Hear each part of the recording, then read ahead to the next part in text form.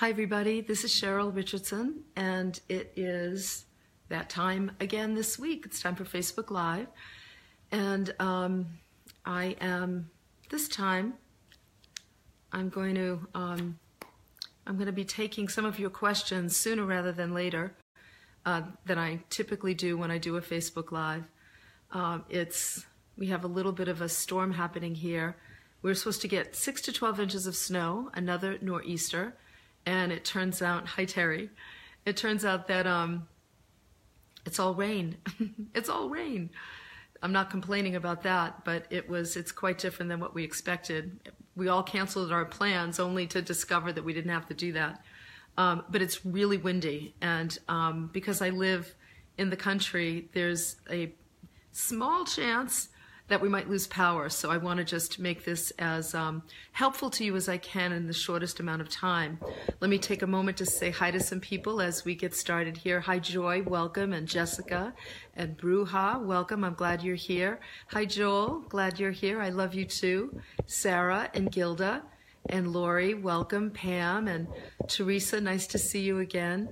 Thank you, Rachel, glad that you're here. And Jeanette and Carol. Let's see. Yeah, I love it. Carol says, just make sure you have bread and milk and don't forget the wine. Yeah, wine's at the top of the list, Carol. We always keep a few bottles stashed away for our winter storms. Hi, Joanne. Good evening from Toronto. And Natalie, welcome. And Pam. Hi, Pam. And hi, James. So glad to see you here. I love you too. And I got your beautiful email. Thank you for that. And I know that you're out, but thank you for sending some love my way. And Christine, welcome, and Mary. Hi, Ryan, glad you're here. And Pia from San Diego, where one of my dear friends lives, and I've been thinking about maybe going out to see her. Hey, Liz and Sabrina and Crassy, welcome from Seattle, and Cindy and Carmel and Holly and Lydia. Is that Donna, my sister? No, I don't think so. Hi, Donna. I have a sister named Donna. Carol. Carol says she's glad that wine is at the top of the list. It's so funny. You guys are too funny. Hi, Joanne. You just finished my book. I hope you liked it. And Colleen, welcome. And Gina and Cassia and Paula and Monica. Hi, Diana. Pia, I got it. You meant to say butterfly. That's okay. That's okay. Thank you, Christine says, I love your book. Waking up in winter, it had led me to many new experiences. That's great. I'm so glad to hear that. Thank you. Irina says that she loved to see my friend Debbie's new book. Yeah, Debbie Ford's new book, Your Holiness, came out today. It was a manuscript that she had written. It was on her computer, and it wouldn't be found until, I think, a year and a half maybe, or two after she passed. And it's a really beautiful book. It's so Debbie. And when I read the manuscript last year, I actually felt like she was with me, and it was such a wonderful surprise. So I'm very happy that, and so let's just say, Irina says, I read a passage of her book at one of my retreats, and someone asked, is her wisdom real as she died from cancer? I know it's judgmental, but can you answer so it helps me? Is her wisdom real because she died of cancer? If somebody, I understand why somebody might be saying that. But the reality is we're human beings in a physical body. We're spiritual beings in a physical body. And I can tell you that Debbie's wisdom is real. There is no such thing as certainty or controlling life. I've certainly learned that in the last couple of years. So it doesn't mean that our wisdom isn't real or valid or important just because we get cancer or we get sick in some way. If anything, I think Debbie became even more wise and poetic and profound because she understood the preciousness of life. There's a whole bunch of P's in that sentence. So yes, her wisdom is real. And she tried very hard to continue living for quite some time in spite of the cancer. And she lived for a lot longer than I think people expected her to live. But it was her time. And as long as we're in human form, we just will never understand the spiritual path that each soul here chooses. So in that regard, I remain humble about the direction that people's lives go in, and just really take in the moment what works for me, what resonates with me, and bless them. So that's what I would say about that. Yeah, Jessica, I'm actually just getting my voice back from laryngitis. I feel fine, but I lost my voice. Probably has something to do with grief. Grief really causes a lot of, I've been sleeping a lot more, just, grieving the loss of my little boy, little Poopy. And so I feel like because of that, my immune system is probably a bit under the weather, if you will, but I feel okay. I just have a deeper voice. So I'm telling myself that it looks good. Hi, Sandy and Jill. So let's see, what do I want to say to you today? A few things. First, I just want to say thank you to those of you that have posted reviews on Amazon. I see them and I really appreciate them. It means a lot to me that people, I know we're so busy, we all have things that we're doing, and it takes time to go and put up a review, and I appreciate that you do that. And I read all the emails that I get, and I try to respond to a lot of them even, but I can't always do that. But I'm glad that the book is resonating for so many of you. It's called Waking Up in Winter, In Search of What Really Matters at Midlife. And I've learned a lot about what really matters at midlife, and I'm so blessed to have a life that sort of feels more oriented around that now as a result of working, editing this journal that I've published. It is a memoir. It's a journal, memoir in journal form. I spent the weekend with Russ Hudson. Russ Hudson is the author of The Wisdom of the Enneagram. He is really he and Helen Palmer, I would say, are the world's leading sort of wisdom teachers about the Enneagram, which is a personality profile system. It's one that we're going to be using and talking about at the next Self-Care by the Sea retreat, which is happening in May in York, Maine. I wanted to mention it because there's only a few spots left. It's almost sold out. And Russ and I hung out together, Russ and me and Michael hung out together for the weekend. And it's always wonderful to be with him. Russ really is a wisdom teacher. He's funny and killer smart and beautiful, beautiful soul, poetic soul. He's a real artist. And there was one point where we were talking about beauty. I wanted to just say this to you. We were talking about beauty and the importance of beauty. We both really value beauty, as does Michael. It's one of our high values.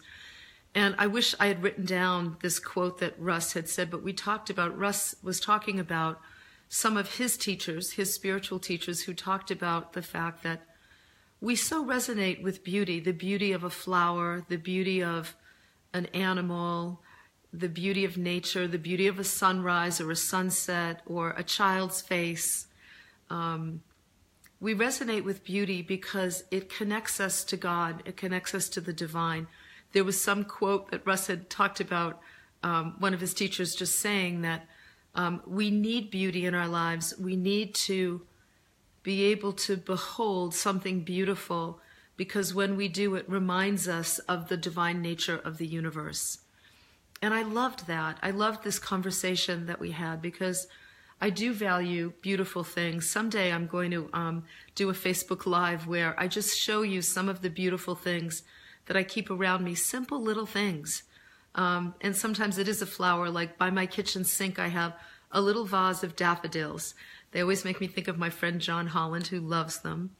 And I picked up 5 or 6 daffodils and put them by the kitchen sink. So I see them all the time. And really when I look at them, I do feel like that is the divine in form. And I also nearly every day, post some beautiful image on Instagram. So if you don't follow me there, please do. My username on Instagram is Coach on Call.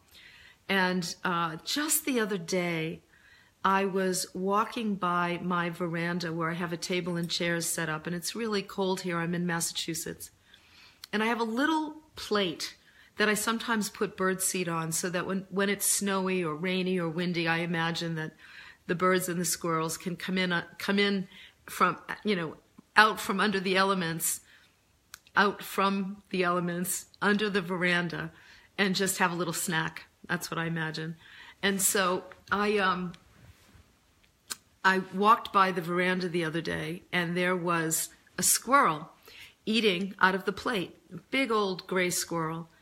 And he then jumped up on the top part of one of the chairs in the veranda and was just sitting there.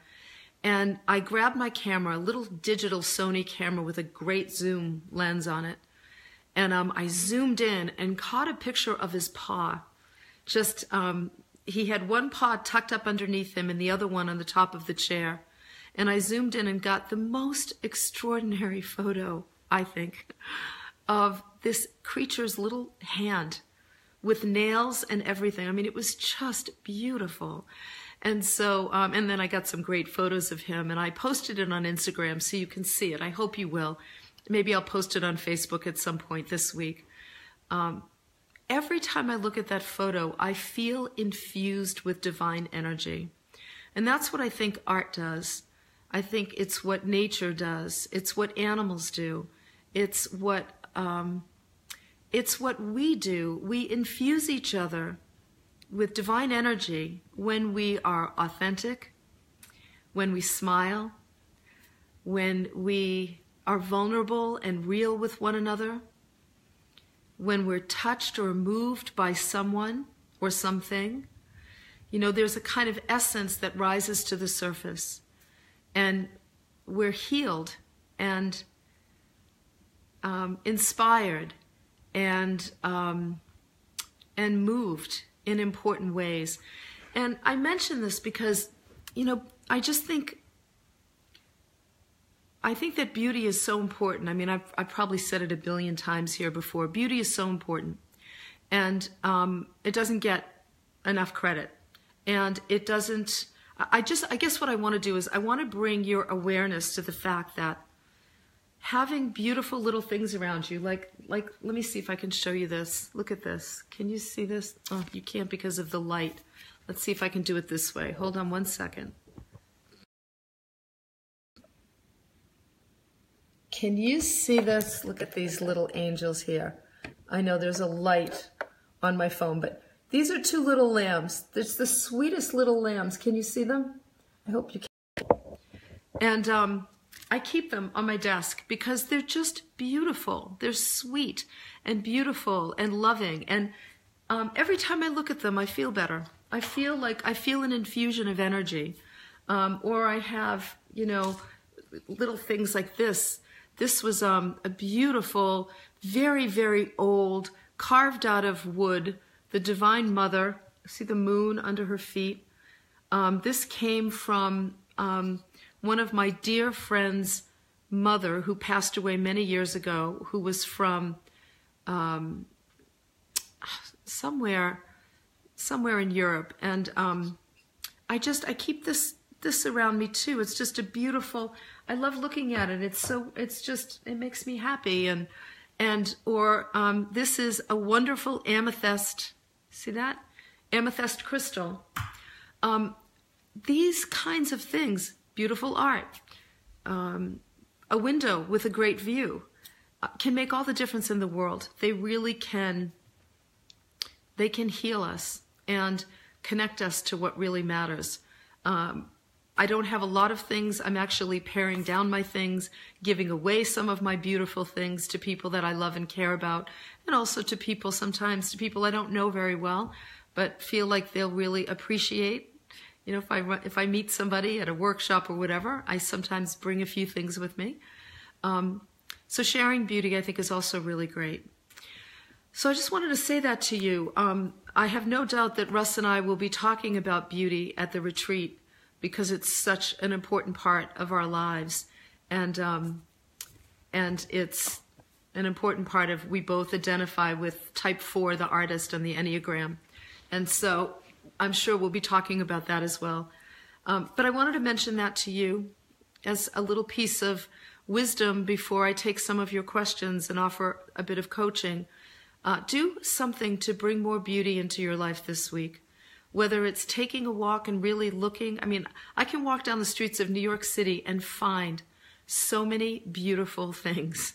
So many, you know, a pair of shoes in a window, or beautiful fabric in a fabric store, or the smiling face of a customer in a restaurant, or a window box. Look, begin to just cultivate this awareness of beauty in your life, and cultivate the importance of that beauty in your life. And notice what happens to you when you see something beautiful. Just notice, all right? Okay, so if you have a question, if there's some way that I can support you, I'm going to do that for the next few minutes here. And I also want to remind you, so let me say this. If you have a question or a way that I can support you, put it in the comments now, and I'm going to go through and look and see. And in the meantime, I want you to know that the Tapping World Summit is finishing up tonight. There will be a bonus lecture with Iyanla Vanzant tomorrow. I love Iyanla, and Iyanla uses tapping in all of her work. She uses it in her show on OWN, you know, Fix Your Life, Iyanla. She uses tapping almost every time she works with people. You don't always see it on camera, but she uses it. It's really important. So she'll be doing a special encore tomorrow. I'll put a link in this post as well afterwards. I always put the resources in here, so you'll get any books I mention, or you'll get the retreat link, or you'll get a link to the Tapping World Summit. Tonight is the last free opportunity, and then they've got great bonuses if you want to go ahead and buy the curriculum of the Tapping World Summit, which I strongly encourage you to do. If you've done tapping and it's worked for you, get it. It's inexpensive. Study it and use it. Use all the presentations, have experts doing tapping through them, so you'll get an immediate experience, powerful experience of how it works. And you really can change your life with tapping. I promise you that. Some of you have experienced it here. So, all right, let's see. Thank you. Yeah, Heidi, you saw both Debbie and I in Tampa on 11/11/11. Wow, that was pretty auspicious, huh? Let's see, Julie, welcome. So I'm just looking through now, and I'm going to see questions. Thank you, Joel. Put a link to Debbie's book right in there. That's really sweet. Thank you to everybody who keeps saying my hair looks pretty. I appreciate you so much. I'm little curling iron goes a long way, I'll tell you. Oh, thank you, Marie. You and your 20-year-old cat, Saurus, are listening to you in 2 hours. The vet will visit us, and I was drawn here to you today because I know that so recently you and Michael went through this with Poupon, so I'm taking comfort in that. Oh, sweetheart, does that mean, Marie, that you're putting him to rest, my darling? Oh, my heart goes out to you, if that's the case. Okay. Sorry, I gotta keep it together. Okay. So let's see. I'm gonna put you in my prayer book. Yes, turmeric. I live on turmeric. Thank you, Ryan. Let me see here. Okay, I'm looking for your questions. I'm grieving the loss of my fiance, boyfriend of 8 years. He passed in December. I'm having a hard time accepting that he's no longer on this earth. Sweetheart, he just passed in December. All right, you guys are going to get me crying tonight, and I don't want to do that because I have to go someplace after this. And I swear to God, these days, this is what you have to do when you're grieving. You have to bring a little bag of makeup with you and lots of Kleenex. Because every time I turn around, I'm heading to a meeting, and I think about Poupon and I start crying. Melanie, you just lost him in December. You know, I lost Poupon in November. And I was just saying to Michael this afternoon, I just can't believe that I'm never going to see him again. You know, it's part of the grieving process. And so you need to take really good care of yourself. I would really, really encourage you to get some counseling. Some grief counseling can be incredibly helpful. There's lots of wonderful books. One of the books that's been helpful to me is called The Grief Recovery Handbook. Terry, we can put that in the resources. Excuse me, The Grief Recovery Handbook. They have one for pet loss, but they also have one for people. There are specific things that you can do that will help you to move through the grieving process. You're only going to accept it, sweetheart, when you're ready to accept it. And so it's so important to just, I say to myself all the time, like this morning, I was going out to the gym early this morning, and I walked out the front door, and I thought of Poupon for some reason, my little cat. And I just put my hand on my heart, and I said, it's all right, sweetheart. We're going to get through this. You're going to miss him, and you're going to miss him for a while, but we're going to get through it. Hi, Megan. I see you, Megan. I see you, my sister. So Melanie, you're going to get through it. I promise you it's going to get better, but it's early and it's going to take time. And I really, really, really want you to get support so that you don't have to go through this alone. And you will get through it, I promise you. Oh, thanks, Alma, who says she's reading my book and it seems like you're sharing my own thoughts. You know, I'm so surprised. People have said that to me and I just didn't expect that. Because my book was a journal, I thought, oh, it's going to be so much my story. But I can't tell you how many people are saying that they really can relate to the story. And I just appreciate that so much. It means a lot to me. Doreen wants to know, will the retreat in October be the same content as in May? No, it won't. There is a retreat in October, but it's going to be different. So Joy, my husband and I are now officially empty nesters, a transition time in life, but we still have our 2 beautiful Labradors keeping us happy and entertained. Okay, I thought it was a question, but you know what? Animals are great companions in that way, aren't they? Yes, Lisa, there is so much beauty in the things that we don't think are beautiful. Like when I think about the day that we had to put Poupon to rest, having a vet come to the house made all the difference in the world. Being able to take my time saying goodbye, both Michael and I, being able to do it in the way that we wanted, being able to talk to him. There was so much beauty in that experience that was so painful. So anyway, yes, there is beauty in difficult things as well. Let's see. Yeah, I get that you all appreciate, yes, buy flowers for yourself. Yeah, and you know what, I think, Diane, I think you're right. You bring up a good point. She says, I had to go buy flowers for myself because I've been grieving. I've had 5 deaths in a row. I think beauty, like a conscious decision to bring more beauty into our lives, is really important during healing times. Like, for example, if you're healing from an illness or you're grieving a loss, I think it's really important to intentionally bring more beauty.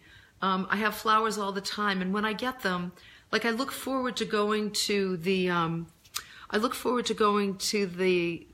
flower shop to pick them up because I know I'm healed. Just when I walk into the shop, I feel better.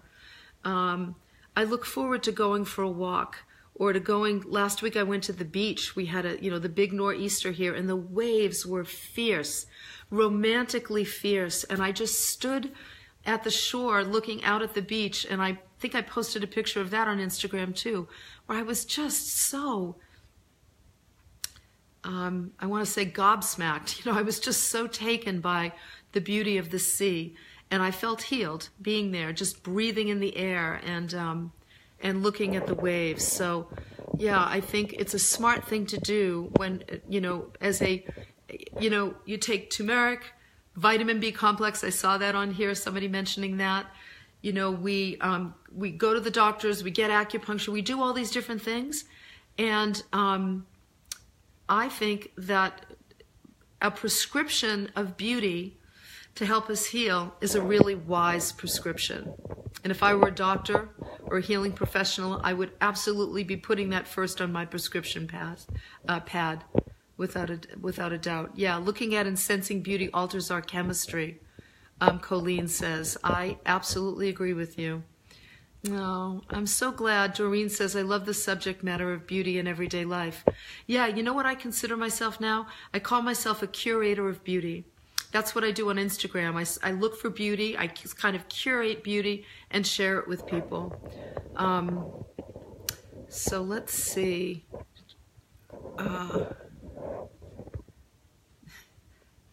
Dostovsky, yes, beauty will save the world. Amen, sister. Beauty will save the world.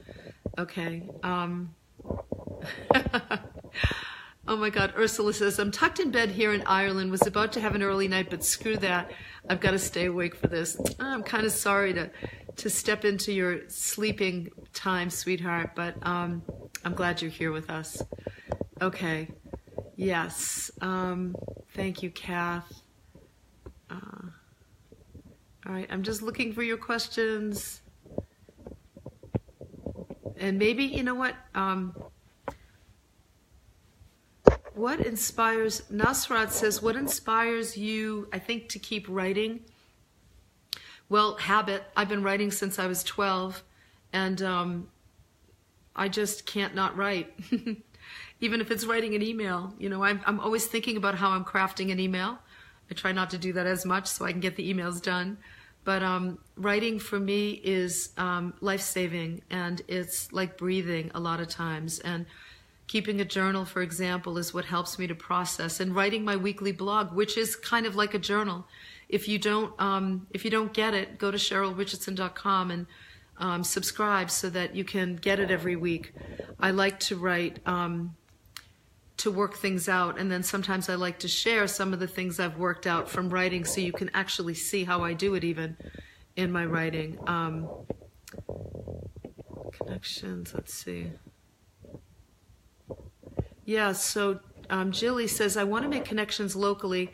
I'm new here. I want to attract people who have been on the path for a while. I need a community that I'm not expected to lead on the journey. Any ideas are welcome. Yeah, I would be looking for, I would say 2 things about that. First of all, look for places you can go where people are committed to their health in some way. It could be a gym, but I belong to, for example, a local CrossFit gym that's small and has a small community of people who join that gym because they're committed to community. And I've met some really wonderful, wonderful people there, some of whom really are on the path and share this journey with me. And I find, because they chose a gym that was committed to building community, we already had something in common. Going and taking classes, looking at your local adult education classes where, or workshops or retreats even where, when people come to my retreats, they always leave with new friends that turn out to be lifelong friends, longtime friends.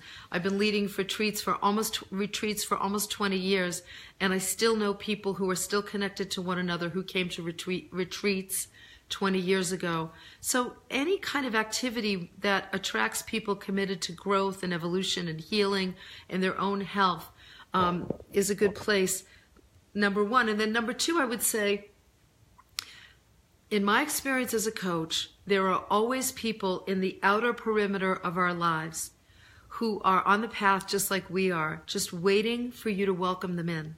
You just need to open your eyes and pay attention and be willing to risk things like inviting someone to lunch that you typically wouldn't invite to lunch so that you give yourselves a chance to get to know each other. And you will be surprised. Soul families, I believe that many of us travel lifetimes together. I just do. I've been hanging out with Brian Weiss for 25 years. And soul families move in similar circles. And a lot of times we just have to invite people in and get to know them to discover that, for crying out loud, you've been in the community and you're part of my soul family and I didn't even know it except for we just had coffee together. Or we took a bus ride together and I actually struck up a conversation.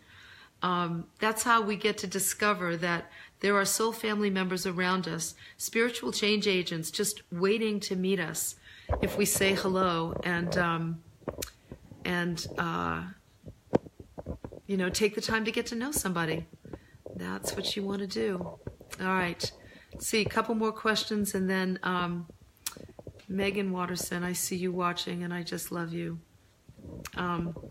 That's good, Jilly, to just, when you've got to have a good cry, you got to have a good cry. Vitamin B complex is great support during times of grief and stress, without a doubt. I take it. Yes, Ingrid, I'm so sorry to say that Poupon passed away in November. Yeah, I'm really sorry about that too. It's heartbreaking to me. Marie, it's okay for you to bring that up. You know, there's nothing wrong with grief and tears, and I'm just with you as you send your sweet boy who's been with you for 20 years a wonderful long life, and take your time, take as long as you need tonight to just be with him before you let him go, and know that just know that he will be with you always, just like Poupon will be. Poupon was a soulmate. He wasn't an animal. He wasn't a pet. He was a soulmate, and I know that he'll be with me always. I got to go through this process, and I'm sending you so much love, Marie, really so much love. Okay, let's see. One more question, and then I'm going to go. Okay. All right, I answered that one. How do I use turmeric?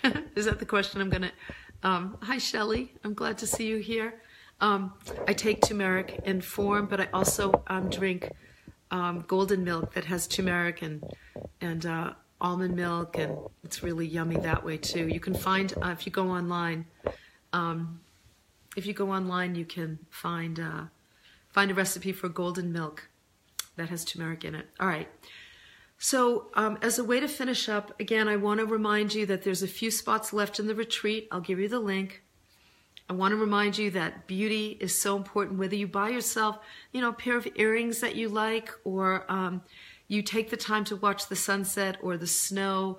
Tonight I was watching the trees waving in the wind. The other day I watched a red-tailed hawk floating around outside my office window. I was actually able to grab a photo of him. It's on Instagram. Beauty, beauty, beauty is so important. It will heal you, and it will connect you with God, and it will remind you of the extraordinary divine energy that exists beyond all this craziness that we're experiencing in the world, people. That never goes anywhere. It's always here. All right. Thank you for being with me tonight. Sorry I have to run a little bit early. I've got a meeting that I need to go to, but I'm glad we had this time together. Oh, and by the way, let me just say, I might have a little surprise for you tomorrow, so keep your eyes on Facebook. I might be doing a Facebook Live tomorrow for a few moments to surprise you with something. I'm trying to work it out, so keep checking out. Just keep your eyes on Facebook. Okay? All right, everybody. Thank you for the hearts. Thank you. Thank you. I send you my heart too. Bye.